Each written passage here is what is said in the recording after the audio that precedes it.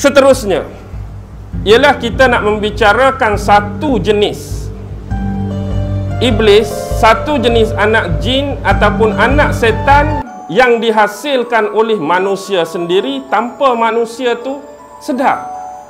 Bagaimana ada sesetengah dan sebilangan manusia yang menghasilkan anak spesies jin, dalam istilah ilmu perubatan Islam dia sebut al-mukhannas. Al-mukhannas ni macam ni. Sebab itulah dalam ilmu fiqh, terutama tentang orang perempuan, bab haid.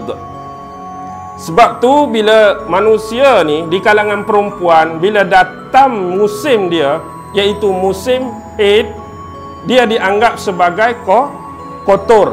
Dalam bahasa kampung, tengah dalam kotor. Kalau orang Kelantan dia sebut cemar dah. Maksudnya tak boleh semayang. Jadi waktu tersebut, sekiranya suami itu mempunyai keinginan terhadap isteri dia, terhadap pasangan dia, jadi waktu tu isteri pula, pasangan pula dalam keadaan kotor tadi, haid. Sebab itu dalam agama kita dilarang sama sekali menjalinkan hubungan intim, hubungan kelamin antara sepasang suami yang isteri tengah kedatangan haid. Kenapa? Sebab dari sudut perubatan, dari sudut kesihatan pun boleh membahayakan kedua-dua belah pihak. Dari satu sudut lagi, Islam melarang, contoh, kalau seorang suami itu berkeinginan sangat dan mereka terlepas benda ni, jadi terjadi juga hubungan, terjalin juga hubungan tadi dalam keadaan isteri haid, maka sebenarnya waktu tu ada satu spesies jin yang lebih mendahului si suami. Dia akan guna dahulu alat kelamin isteri kita kalau kita jima isteri dalam keadaan haid. Bila demikian, nutfah yang kita jatuhkan, nutfah yang kita tumpahkan, dia akan jadi rosak, dia akan jadi punah. Tapi yang terhasil anak depa, anak jin tu. Tapi kita tak mengandunglah dari sudut yang zahir ni. Sebenarnya kita tengah mengandungkan dan melahirkan. Itulah yang disebut mukhannas.